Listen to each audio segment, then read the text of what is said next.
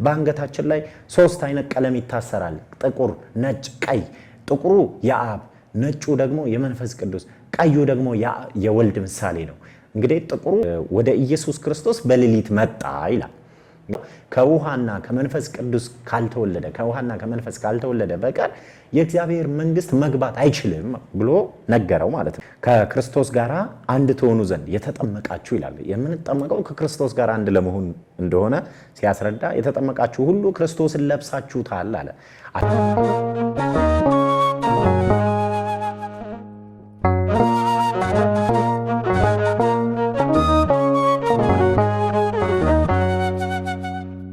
በስመ አብ ወወልድ ወመንፈስ ቅዱስ አሃዱ አምላክ አሜን። የተወደዳችሁ የእግዚአብሔር ቤተሰቦች፣ የቢቂልቱ ሚዲያ ተከታታዮች፣ በሀገር ውስጥም በውጭም ሆናችሁ ይህን መርሃ ግብር የምትከታተሉ የእግዚአብሔር ቤተሰቦች፣ የድንግል ማርያም የአስራት ልጆች፣ የቅዱሳን ሁሉ ወዳጆች በያላችሁበት ሰላም እግዚአብሔር ከእናንተ ጋር ይሁን በማለት እነሆ የታላቁ የዐቢይ ጾም ሳምንት የሆነውን የኒቆዲሞስን ትምህርት አብረን የምንማማር ይሆናል። አምላካችን እግዚአብሔር ከሁላችን ጋር ይሁን። እንግዲህ በኢትዮጵያ ኦርቶዶክስ ተዋሕዶ ቤተክርስቲያን ማኅቶተ ቤተክርስቲያን የኢትዮጵያዊ ሊቅ ቅዱስ ያሬድ ስያሜ መሰረት ኒቆዲሞስ ማለት አሸናፊ ማለት ነው። ኒቆዲሞስ ስለተባለውም ሰው በመጽሐፍ ቅዱስ ላይ ተጽፎ እናገኛለን። በጎ ስራዎቹ እንደዚሁም ወደ ክርስቶስ እንዴት እንደመጣ ውለታውም እነዚህ ሁሉ ተጽፎ እናገኛለን። በተለይም በዛሬው ዕለት በቤተ ክርስቲያናችን ከሚነበቡት ወንጌል መካከል አንዱ የዮሐንስ ወንጌል ምዕራፍ 3 ላይ የሚገኘውን ኃይለ ቃል አብረን እንማማራለን ማለት ነው። ይህም የቃሉ መነሻ የሚሆነው ሰው ዳግመኛ ካልተወለደ በቀር የእግዚአብሔርን መንግስት ሊያይ አይችልም በሚል ርዕስ ይሆናል። የዮሐንስ ወንጌል ምዕራፍ 3 ከቁጥር 3 ላይ የሚገኝ ኃይለ ቃል ነው። ሰው ዳግመኛ ካልተወለደ በቀር የእግዚአብሔርን መንግስት ሊያይ አይችልም። ዘኢተወልደ ዳግመ ኢይራይ ለመንግስተ እግዚአብሔር፣ በዚህ ርዕስ ነው የምንማማረው። ከቁጥር 1 ጀምሮ ቃሉን ስንመለከት ከፈሪሳውያን ወገን የአይሁድ አለቃ የሆነ ኒቆዲሞስ የሚባል አንድ ሰው ነበር ይላል። ይህም ሰው እርሱም በሌሊት ወደ ኢየሱስ መጥቶ መምህር ሆይ እግዚአብሔር ከእርሱ ጋር ከሆነ በቀር አንተ የምታደርገውን እነዚህ ምልክቶች ሊያደርግ የሚችል የለምና መምህር ሆይ ከእግዚአብሔር ዘንድ እንደመጣ እናውቃለን አለው ይላል። እንግዲህ በመጀመሪያ ስለ ኒቆዲሞስ ጥቂት ነገሮችን እንይና እንዲህ ይላል። ከፈሪሳውያን ወገን የአይሁድ አለቃ የሆነ ኒቆዲሞስ የሚባል ሰው ነበር ይላል። እንግዲህ ከፈሪሳውያን ወገን የመጣ ነው ኒቆዲሞስ። ፈሪሳውያን የአይሁድ ወገኖች ናቸው። አባታቸው ፋሬስ ይባላል። በአባታቸው ስም ፈሪሳውያን ተብለው እንደሚጠሩ መጻሕፍት ይናገራሉ። የፈሪሳውያን የሙሴን ሕገ ኦሪት ጠንቅቀው የሚያውቁ የሚጠብቁ እጅግ የሚጠነቅቁ መስለው የሚታዩ እንግዲህ የተማሩ ናቸው። ነገር ግን የሚጠነቅቁ የሚጠብቁ መስለው የሚታዩ ናቸው። ከዚህም የተነሳ በውጪ ለሰዎች ጻድቅ መስለው የሚታዩ በውስጣቸው ግን ኃጢአትን ስለሚሰሩ ኢየሱስ ክርስቶስ በዚህ በሉቃስ ወንጌል ምዕራፍ 11 ቁጥር 39 ላይ እንደገሰጻቸው እንመለከታለን። እንዲህ ያለ እናንተ ግብዞች ደንቆሮች እያለ ሌሎቹ እንዲጠብቁ ታደርጋላችሁ፣ እናንተ ግን ጫፉን እንኳን አትነኩም እያለ ሲገስጻቸው በዮሐንስ ወንጌል ምዕራፍ 23 ቁጥር 25 ላይም የምንመለከት ይሆናል። ኢየሱስ ክርስቶስ ወደ ቀራጮችና ወደ ኃጢአተኞች ቤትም በገባ ሰዓት እነዚሁ ፈሪሳውያን ነቅፈውት ነበረ። የማቴዎስ ወንጌል ምዕራፍ 9 ቁጥር 9 ላይ ተጽፎ እንደምናገኘው ማለት ነው። ፈሪሳውያን ምሁረ ኦሪት ስለሆኑ ሌሎቹን ደግሞ በጣም አድርገው የሚንቁም ነበሩ። ለሌሎች ራሳቸውን ጻድቅ እንደሆኑ ጽድቅን የሚሰሩ ኃጢአት የሌለባቸው ነውርን የማይወዱ ኃጢአት የማይሰሩ አስመስለው ራሳቸውን የሚያቀርቡ ሌሎቹን ግን የሚንቁ እንደነበሩ መጻሕፍት ይናገራሉ። እንግዲህ ኒቆዲሞስ ከነዚህ ከፈሪሳውያን ወገን ይሁን እንጂ ከፈሪሳውያን ግን የተለየ አመለካከት ስለነበረው ወደ ኢየሱስ ክርስቶስ በሌሊት መጣ ይላል። እንግዲህ የአይሁድ አለቃ ነው ኒቆዲሞስ። የአይሁድ አለቃ የተባለበት ምክንያት አንደኛ ምሁረ ኦሪት ነው። ፈሪሳውያን የኦሪትን የሙሴን ሕግ ጠንቅቀው እንደተማሩ እንደገለጽ ነው። ኒቆዲሞስም ምሁረ ኦሪት ነው። አለቃም የአይሁድም ደግሞ አለቃ ሆኖ የተሾመበት ዋነኛው ምክንያትም ደግሞ ምንድነው? አንደኛ ምሁረ ኦሪት ነው፣ ብሉያትን ጠንቅቆ የተማረ ነው። እንደዚሁም ደግሞ ኃላፊ ነው ወይም ደግሞ መሪ ነው። ማኔጅመንቱን የሚችል መምራት የሚችል የአስተዳደር ሰው ነበር ኒቆዲሞስ። ከዚህም የተነሳ የአይሁድ አለቃ ነው። እንዲሁም ደግሞ የአይሁድም አለቃ የሆነውበትም ሌላው ሶስተኛው ምክንያት መጻሕፍተ ቤተክርስቲያን እንደሚነግሩት ባለጠጋ ነበረ ይላል። ሀብት የነበረው ብዙ ሀብት ንብረት የነበረውም ሰው ነው። እንግዲህ ሀብት ንብረትም ያለው ምሁር የሆነ ሰው፣ የተማረ ሰው፣ እንደዚሁም የአስተዳደር ችሎታ ያለው ሰው ተሰሚነት እንዳለ ሁሉ ኒቆዲሞስም የአይሁድ አለቃ የሆነው በዚህ ምክንያት ነው። እንግዲህ ኒቆዲሞስ ወደ ኢየሱስ ክርስቶስ በሌሊት ለምንድን ነው የመጣው? በቀን ለምንድን ነው መምጣት ያልቻለው ካለን ቀን ቀን አይሁዳውያንን የወሰዱትን እንዲመልሱ የተጣሉ እንዲታረቁ በማድረግ በመምራት በማስተዳደር ጊዜውን ስለሚፈጅ አንደኛ ጊዜ እንደሌለው እንደሆነ ሊቃውንተ ቤተክርስቲያን ይናገራሉ። ሌላኛው ወገኖቹን ፈሪሳውያንን ሕዝበ አይሁድን እንዳያዩት ነው። አንደኛ ወገኖቹ ፈሪሳውያን ኢየሱስ ክርስቶስን የኦሪትን ሕግ ወይም ደግሞ የሙሴን ሕግ ኦሪትን ያልተማረ አድርገው ይቆጥሩት ነበረ፣ ይነቅፉት ነበረና ስለዚህ ወደ ኢየሱስ ክርስቶስ ሲሄድ ካዩት ያገሉታል። አይሁድም ደግሞ አይሁድን ደግሞ አለቃቸው ስለሆነ እንዴት ከራሱ ከኃላፊነት ዝቅ ብሎ ሄዶ እንዴት ይማራል ብለውም እንዳይነቅፉት ፈርቶ በቀን ወደ ኢየሱስ ክርስቶስ ቢሄድ አይሁድ ቢያዩት ከምኩራባቸው ያስወጡታል። በዮሐንስ ወንጌል ምዕራፍ 9 ቁጥር 22 ላይም ስምምነት ነበራቸው። ምን የሚል? ኢየሱስ ክርስቶስ እርሱ ክርስቶስ መሆኑን አምላክ መሆኑን የሚከተል ካለ የሚመሰክር ካለ ከምኩራባቸው እንደሚያስወጡት ተስማምተው ነበርና ይሄ እንዳይገጥመው በቀን ከመሄድ ይልቅ በምሽት መሄድን መርጦ አይሁድን ስለፈራ ከዚህም የተነሳ በምሽት ሄደ። ሁለተኛው ነጥብ ኒቆዲሞስ የታወቀ ምሁር ነው። በቀን ብዙ ሕዝብ መካከል ኢየሱስ ክርስቶስን መጠየቅ ከክብሩ የሚያዋርደው ከልዕልናው ዝቅ የሚያደርገው መስሎ ስለታየው በምሽት በማታ በሌሊት በጨለማ ወደ ኢየሱስ ክርስቶስ መጥቶ ጥያቄ ያቀረበለት ማለት ነው። ከእግዚአብሔር ዘንድ ተልኮ የመጣ ሰው ካልሆነ አንተ የምታደርገውን ሊያደርግ ማንም ሰው አይችልም፣ ከእግዚአብሔር ዘንድ እንደመጣህ እናውቃለን እያለ እንዲሁም ደግሞ ስለ ሌሎችም ነገሮች ሲጠይቀው የነበረው ማለት ነው። ኒቆዲሞስ ዘመዶቹን ፈሪሳውያንን አይሁድን ፈርቶ ኦሪትን የተማረ አይደለ እንዴ?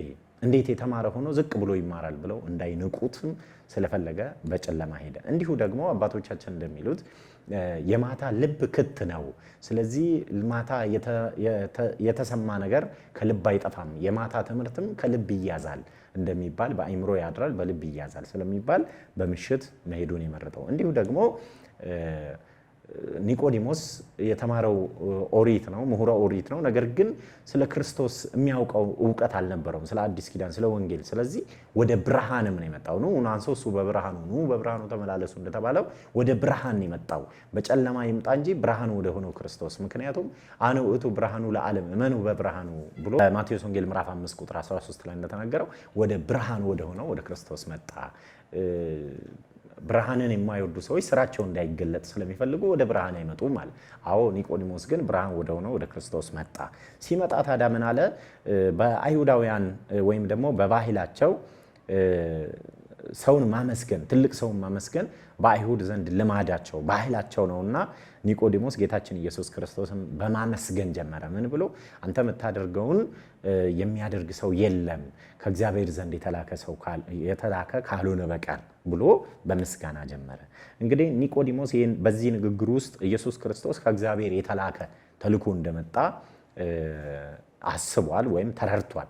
ነገር ግን የእግዚአብሔር ልጅ መሆኑን ገና ስላላመነ በትሩፋቱ በጽድቁ በመልካም ስራው የሚደነቅ ሰው መሆኑን አስቦ አመሰገነው ማለት ነው።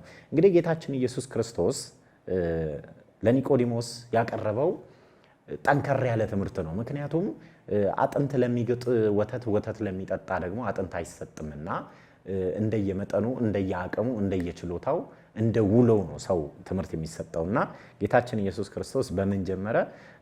አማን አማን እብለከ ዘኢተወልደ ዳግመ ይራይ ለመንግሥተ ሰማያት ለመንግስተ እግዚአብሔር። ኢየሱስ ክርስቶስም ምን አለው? እውነት እውነት እልሃለሁ ሰው ዳግመኛ ካልተወለደ በቀር የእግዚአብሔርን መንግስት ሊያይ አይችልም አለው። ኒቆዲሞስም ሰው ከሸመገለ በኋላ እንዴት ሊወለድ ይችላል? ሁለተኛ ወደ እናቱ ማኅፀን ገብቶ ሊወለድ ዘንድ ይችላልን? ብሎ ጌታችን ኢየሱስ ክርስቶስን ጥያቄ ጠየቀው፣ ተከራከረው። ጌታችን ኢየሱስ ክርስቶስ ዳግመኛ ስለመወለድ ያነሳለት ምክንያት ኦሪትን ተምሯል፣ ሕገ ኦሪትን አንብቧል፣ ኦሪትን ተምሯል፣ አንብቧል። ነገር ግን መተርጎም እንዳልቻለ፣ ሚስጥሩን እንዳልተረዳ፣ ገና እንዳላመነ፣ ዳግም እንዳልተወለደ ስለገባው ጌታችን ኢየሱስ ክርስቶስ ጠንከር ያለ ትምህርት በማስተማር ምሁረ ኦሪት ነውና እርሱም በሚመጥን ትምህርት ነው የጀመረለት ማለት ነው። ምን ብሎ? ዳግመኛ ወደ እናቱ ማኅፀን ገብቶ የሚወለድ ሳይሆን ዘኢተወልደ ዳግመ እማይ ወእመንፈስ ቅዱስ ኢይክል በውያ መንግስተ እግዚአብሔር።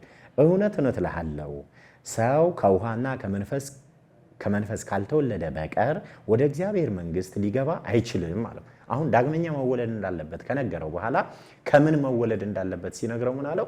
ከውሃና ከመንፈስ ቅዱስ ካልተወለደ ከውሃና ከመንፈስ ካልተወለደ በቀር የእግዚአብሔር መንግስት መግባት አይችልም ብሎ ነገረው ማለት ነው። ይሄን ጊዜ ኒቆዲሞስ ይሄንን ቃል ሲሰማ ዳግም ሰምቶት አያውቅም። ኒቆዲሞስ ብሉይ ኪዳን የተማረ ሊቅ ቢሆንም ሁለተኛ ስለመወለድ ግን ሰምቶ አያውቅም። መወለድ ማለት ከእናት ማኅፀን መውጣት ብቻ መስሎት ስለነበረ ሰው እንዴት ወደ እናቱ ማኅፀን ገብቶ ይወለዳል ባለው ሰዓት ሰው ከውሃና ከመንፈስ ቅዱስ ካልተወለደ በቀር ወደ እግዚአብሔር መንግስት ሊገባ አይችልም ብሎ ነገረው ማለት ነው። እንግዲህ ከውሃና ከመንፈስ ቅዱስ መወለድ ማለት መጠመቅ ማለት ነው። የእግዚአብሔር ልጅነት ካላገኘ ሰው ከክርስቶስ ጋር አንድ ካልሆነ፣ ከክርስቶስ ጋር ህብረት ከሌለው፣ ከክርስቶስ ጋር ቤተሰብ የሚሆነው መግቢያ በሩ ጥምቀት መሆኑን አስረዳው ማለት ነው። ለዚህ ነው ቤተክርስቲያናችንም ከአምስቱ አዕማደ ምስጢራት አንዱ የሆነው ምስጢረ ሥላሴ፣ ምስጢረ ሥጋዌ፣ ምስጢረ ጥምቀት፣ ምስጢረ ቁርባን፣ ምስጢረ ትንሣኤ ሙታን እነዚህ አምስቱን አዕማድ ወይም ደግሞ ምሰሶ የተባሉትን አዕማድ ለክርስቲያኖች ለኦርቶዶክሳውያን የምታስተምረው የምትፈጽመው፣ ምክንያቱም በር ናቸው፣ ወሳኝነት አላቸው። ከዚህ መካከል አንድ ሰው ክርስትናን ሲቀበል ወይም ደግሞ ወደ ክርስትና ህይወት ሲገባ የክርስቶስ ቤተሰብ ለመሆን መጠመቅ አለበት። ካልተጠመቀ ከውሃ ከመንፈስ ቅዱስ ካልተወለደ የእግዚአብሔር ልጅ ሊባል አይችልም፣ ከክርስቶስም ጋር ልጅነት ሊያገኝ አይችልም ማለት ነው። ስለዚህ ለምሳሌ ጌታችን ኢየሱስ ክርስቶስ በማቴዎስ ወንጌል ምዕራፍ 3 ቁጥር 13 ላይ በ30 ዘመኑ በዮርዳኖስ በዮሐንስ እጅ ተጠምቋል። የተጠመቀው እነጻ ኃይል ንጹሕ፣ እቀደስ ኃይል ቅዱስ፣ እጸድቅ ኃይል ጻድቅ አምላክ ነው። ታዲያ ለምን ተጠመቀ ብንል እነሆ በ30 እድሜው አዳም የተሰጠው ልጅነት ስላስወሰደ እርሱም ደግሞ በ30 ዘመኑ ተጠምቆ ልጅነትን መልሶ ሊሰጠን ነው። ስለዚህ የእግዚአብሔር ልጆች እንድንሆን ወወሃበ ስልጣን ለወልዱ እንዲል በዮሐንስ ወንጌል ምዕራፍ 1 ቁጥር 15-12 ላይ የእግዚአብሔር ልጅነት ለተሰጣቸው የእግዚአብሔር ልጅነት ሰጣቸው። ልጅነት ስልጣን፣ የልጅነት ስልጣን የተሰጠን በጥምቀት ስለሆነ ማንም ሰው ወደ በሩ ለመግባት፣ ማንም ሰው ወደ ክርስቶስ ለመቅረብ፣ ማንም ሰው የክርስቶስ ቤተሰብ ለመሆን መጀመሪያ መጠመቅ እንዳለበት ያሳየናል ማለት ነው። እንግዲህ ለዚህ ማሳያው አንዱ ሐዋርያው ቅዱስ ጳውሎስ በገላትያ መልእክቱ ምዕራፍ 3 ቁጥር 26 ላይ እንዲህ ሲል ይናገራል። ሁላችሁ ይላል ከክርስቶስ ጋር አንድ ትሆኑ ዘንድ የተጠመቃችሁ ይላል። የምንጠመቀው ከክርስቶስ ጋር አንድ ለመሆን እንደሆነ ሲያስረዳ የተጠመቃችሁ ሁሉ ክርስቶስን ለብሳችሁታል አለ። አይሁዳዊም፣ ግሪካዊም፣ ባሪያም፣ ጨዋም፣ ወንድም ሴትም የለም፣ ሁላችሁም በክርስቶስ አንድ ሆናችኋል አለ። ስለዚህ በክርስቶስ አንድ የምንሆነው፣ ከክርስቶስ ጋር አንድ የምንሆነው፣ ቤተሰብ የምንሆነው፣ ክርስቶስን የምንለብሰው ምን ስንሆን ነው? ስንጠመቅ ነው። የክርስቶስን ልጅነት ስናገኝ ነው። ስንጠመቅ ደግሞ በማሰው ነው የምንጠመቀው፣ በአብ በወልድ በመንፈስ ቅዱስም እንደምንጠመቀም በማቴዎስ ወንጌል ምዕራፍ 28 ቁጥር 19 ላይ ደቀ መዛሙርቱ ወደ ዓለም ሁሉ ሂዱ፣ ወንጌልን ለፍጥረት ሁሉ ስበኩ፣ በአብ በወልድ በመንፈስ ቅዱስ እያጠመቃችሁ ደቀ መዛሙርት ያደርጉ። ስለዚህ በስላሴ ስም የምንጠመቀው፣ በአብ በወልድ በመንፈስ ቅዱስ የምንጠመቀው ለዚህ ነው፣ የልጅነት ስልጣን ለማግኘት። ሁለተኛም ደግሞ ዳግመኛ መወለድ ግድ ስለሚለን ነው። የእግዚአብሔር መንግስት ለማየት፣ ወደ እግዚአብሔር መንግስት ለመግባት ደግሞ ከውሃና ከመንፈስ ቅዱስ መወለድ ይገባናል። አዎ እሱ በ30 ዘመኑ ተጠመቀ፣ ስለዚህ እኔ በ30 ዘመን ነው መጠመቅ ያለብኝ የሚሉ ብዙዎች አሉ። ቤተክርስቲያናችን ደግሞ ወንድ በ40 ሴት በ80 ታጠምቃለች። ይሄ ትክክል እንዳልሆነ ብዙዎች ሊነግሩን ይፈልጋሉ። መጻሕፍት ምን ይላሉ? ቤተክርስቲያናችንስ ምን ትላለች ካለን ትእዛዙን የሰጠው እግዚአብሔር ነው። እርሱ ያዘዘንን የ10ቱን ትእዛዛት ጠብቁ ብሎ እንዳዘዘን ሁሉ ፈጽሞ ያለንን እንፈጽማለን። እሱ አብነት ሊሆን ተጠመቀ፣ እሱ አብነት ሊሆን ጾመ፣ እሱ አብነት ሊሆን እንደ ጸለየ ሁሉ ይህን እንዳስተማረን ሁሉ ደግሞ ምን አለ? በዚህ በኦሪት ዘሌዋውያን ምዕራፍ 12 ቁጥር 1 ላይ ምን ይላል? እግዚአብሔርም ሙሴን እንዲህ አለ፣ ወንድ ልጅ ብትወልድ፣ አንዲት ሴት ወንድ ልጅ ብትወልድ ለ7 ቀን እንደ ደሟ መርገም ነው፣ 33 ቀን ቆጥራ ወደ ተቀደሰ ቦታ ትሂድ ይላል። 7 ቀንና 33 40 ናቸው። ወንድ ሰው ወለደች ይላል፣ ወደ ተቀደሰ ቦታ ትሂድ ይላል። ሴት ብትወልድ 14 ቀን እንደ ደሟ መርገም ነው፣ 66 ቀን ቆጥራ ወደ ተቀደሰ ቦታ ትሂድ ይላል። 66 እና 14 80 ነው። ምን ከወለደች? ሴት ከወለደች። ስለዚህ ቤተክርስቲያን በዚህ ነው የምትመራው፣ ከውሃና ከመንፈስ ቅዱስ ዳግም መወለድ ስለሚገባ ነው። በአንገታችን ላይ 3 አይነት ቀለም ይታሰራል፣ ጥቁር፣ ነጭ፣ ቀይ። ጥቁሩ የአብ፣ ነጩ ደግሞ የመንፈስ ቅዱስ፣ ቀዩ ደግሞ የወልድ ምሳሌ ነው። እንግዲህ ጥቁሩ የአብ ምሳሌ ነው፣ ቀዩ ደግሞ የወልድ ምሳሌ ነው፣ ነጩ ደግሞ የመንፈስ ቅዱስ ምሳሌ ነው። ይህንን ሶስቱን አንድ ላይ ሸርባ ቤተክርስቲያናችን በአንገታችን ላይ ታስርናል። ይሄም በአብ ወልድ መንፈስ ቅዱስ የሥላሴ ሶስትነትና አንድነትን ለማሳየት በአንገታችን ላይ ታስርናል። በመጽሐፈ ምሳሌ ምዕራፍ 6 ቁጥር 16 ላይ እንደምንመለከተው እነሆ የአባትህን ትእዛዝ በልብ ጠብቅ፣ የእናትህን ማደራ በአንገትህ እሰረው፣ ስትሄድ ይመራሃል፣ ስትተኛ ይጠብቅሃል ተብሎ እንደተነገረው በአንገታችን ላይ ማይተብ የምናስረው ዳግመኛ ስለተወለደን የእግዚአብሔር ልጅነት ስላገኘን ከእርሱ ጋር አንድ ስለሆነን እርሱን መልበሳችን ያሳያል። ጌታችን ኢየሱስ ክርስቶስ ታዲያ ለኒቆዲሞስ ከውሃና ከመንፈስ ቅዱስ መወለድ እንዳለበት፣ የሚወለደው ዳግመኛ እንደሆነ፣ የሚወለድበት ደግሞ ከውሃና ከመንፈስ ቅዱስ መሆኑን አስረዳው ማለት ነው። እንግዲህ ጥምቀት ጌታችን ስጋዊ ልደት ከስጋ እንደሆነ ሁሉ መንፈሳዊ ልደትም ደግሞ በስጋ ፈንታ ከውሃ መሆኑን ሲያጠይቅ ወይም ሲያስረዳ ጥምቀት በውሃ መሆኑ ሞትና ትንሣኤ የሞትና የትንሣኤ ሚስጥር ነው። ለምሳሌ አንድ ሰው ሲጠመቅ መጀመሪያ ወደ ውሃ ይገባል። ይህም የሰው ልጅ ኖሮ ምንይሆናል? ይሞታል፣ ወደ መቃብር ይገባል። ከውሃ ደግሞ ይወጣል። ስለዚህ ትንሣኤ ሙታን አላችሁ ነው። ስለዚህ በትንሣኤ ሙታን በእሱ በክርስቶስ ፊት እንደምንቆም ያሳያል። ይሄንን ነው ለኒቆዲሞስ ያስረዳው። እንግዲህ የስጋዊ ልደት ከወንድና ከሴት ነው። መንፈሳዊ ልደት ደግሞ ከውሃና ከመንፈስ መሆኑን ከውሃና ከመንፈስ ቅዱስ መወለዳችንን ያሳያል ማለት ነው። በውሃ ስለምንጠመቅ የውሃ ልጆች አንባልም። የምንባለው የመንፈስ ቅዱስ ልጆች ነው የምንባለው። ጌታችን ኢየሱስ ክርስቶስ ዳግም ከመንፈስ ቅዱስ መወለድ እንዳለብን የሚያስረዳበት ዋነኛው አንዱ ምክንያት ለምንድን ነው?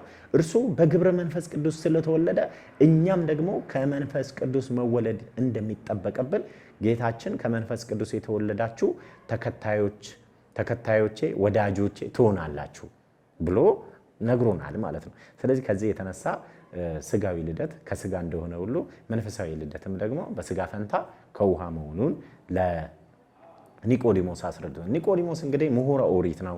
ኦሪትን የተማረ ነው። በነቢያት በኦሪት መጻሕፍት ላይ ስለ ጥምቀት ስለ ዳግም መወለድ ተጽፎ እናገኛለን። ነገር ግን ይህንን ለምንድን ነው ያላስተዋረውና ምን አለው? እነሆ በዚህ ተጽፎ የሚገኘውን ሲገልጥለት አንተ የአይሁድ መምህር ስትሆን ይህን እንዴት አታውቅም እያለ ሲገስጸው ሁሉ እንመለከታለን። ምክንያቱም በትንቢተ ሕዝቅኤል ምዕራፍ 36 ቁጥር 25 ላይ፣ ዘካርያስ 13 1 ላይ፣ ሚክያስ 7 19 ላይ ስለ ጥምቀት ወይም ከመንፈስ ቅዱስ ስለመወለድ ስለ ዳግም መወለድ ተጽፎ እናገኛለን። ነገር ግን እነዚህን ሁሉ ታነባለህ እንጂ አልተረጎምከውም፣ ታነባለህ እንጂ ሚስጥሩ አልገባህም ሲለው ነው ማለት ነው የገሰጸውና እንዲሁ ደግሞ ከውሃና ከመንፈስ ቅዱስ ለምን አለው?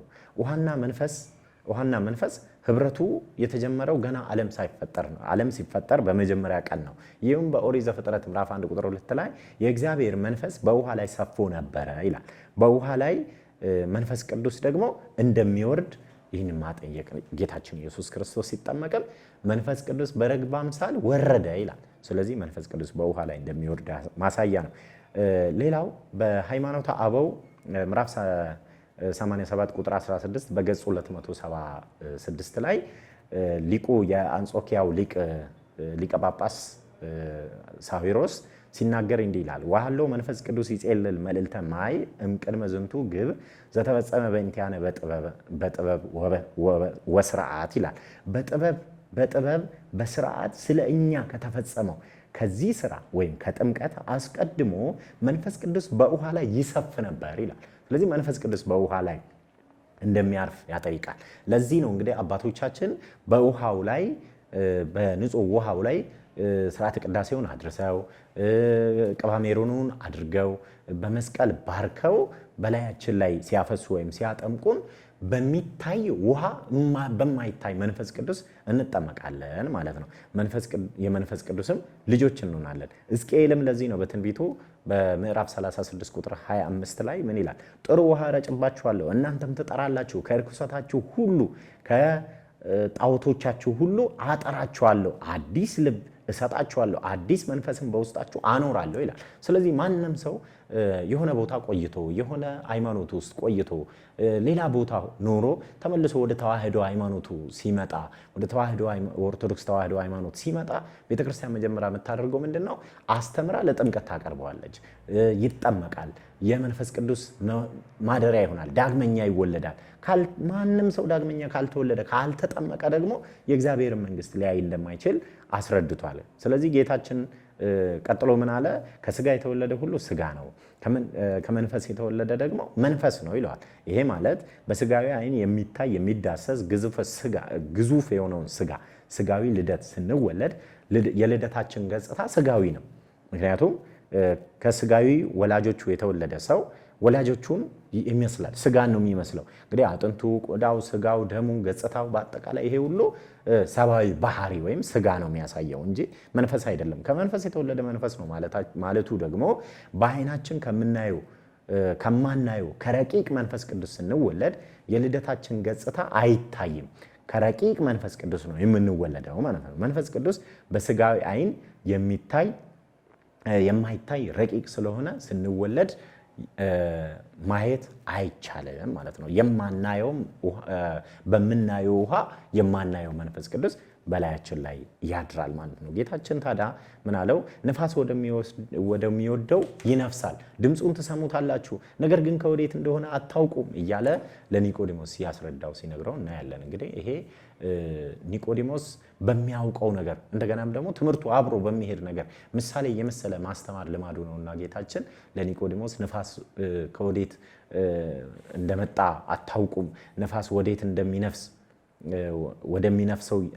ወደሚወደው ይነፍሳል፣ ድምፁን ትሰማላችሁ፣ ግን ከወዴት እንደመጣ አታውቁም እያለ እርሱም ደግሞ እኔ ማስተምርህን እኔ የምነግርህን ምድራዊን ነገር ስነግራችሁ ያልተረዳችሁ ያላወቃችሁ ሰማያዊን ነገር ባስረዳችሁ እንዴት ትረዳላችሁ እያለ ስለ ዳግም ልደት ስነግርህ ያልተረዳኸኝ ስለ ሰማያዊ ኑሮ ስለ መንግስተ ሰማያት ስለ ዘላለማዊ ሕይወት ባስረዳ እንዴት ትረዳለህ እያለ ለኒቆዲሞስ ይነግረዋል ማለት ነው። እንግዲህ ኒቆዲሞስ ከጌታችን ከኢየሱስ ክርስቶስ እግር ስር ተቀምጦ በማታ ይህንን ሁሉ ትምህርት ይህንን ሁሉ እውቀት ከሸመተ በኋላ ግን ጌታችን ኢየሱስ ክርስቶስ ለፍርድ በተያያዘ ጊዜ ግን ተው ይሄ ሰው ኃጢአት የለበትም እያለ ሲከራከርለት እናያለን። ተመልከቱ፣ ሰው በሌለበት ሰው ሳያየው በጨለማ በምሽት ሲማር የነበረ ኒቆዲሞስ ዛሬ ለሱ መቆም ጀመረ። ትላንት ያስተማረችውን ቤተክርስቲያን ተመልሰው የሚነቅፏት የሚሰድቧት፣ ትላንት ያጎረሰች ትላንት አንቱ ያስባለቻቸውን መልሰው ይነቅፋሉ።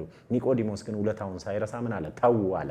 ምክንያቱም ውለታ መርሳት ስለሌለበት። እንዲሁ ደግሞ ጌታችን ኢየሱስ ክርስቶስ በመስቀል ላይ በዋለበት ጊዜ ከዮሴፍ ጋራ ወደ ጲላጦስ ዘንድ ሄደው የክርስቶስን ስጋ እንዲሰጣቸው ለምነው ጠይቀው እነሆ በውድ በፍታ ጌታችን ኢየሱስ ክርስቶስን ገንዘው በውድ ሽቶውን ገዝቶ አምጥቶ ስጋውን ገንዘው እንደቀበሩት ይሄም ደግሞ ማሳያ። ለዚህም ነው ቤተክርስቲያናችን ኒቆዲሞስን ስታከብረው በትንሣኤ ዕለት ሃሌሉያ ዮሴፍ ወኒቆዲሞስ እለገነዙ ስጋከ እያለች ቤተክርስቲያናችን በትንሣኤ ጊዜ በመጽሐፍ ቅዳሴ ላይ ተጽፎ እንደምናገኘው በትንሣኤ በቅዳሴ መግቢያው ላይ ሃሌሉያ ዮሴፍ ኒቆዲሞስ ለገነዙ ስጋ ከዮሴፍ ኒቆዲሞስ እያለች የኒቆዲሞስን ስም እያነሳች ዛሬ ስጋን እንደገነዙት እንደ ኒቆዲሞስና እንደ ዮሴፍና እንደ ኒቆዲሞስ አድርገን እያሉ ካህናት በቅዳሴ ማርያም ላይ እንደሚናገሩት እንደምንጸልየው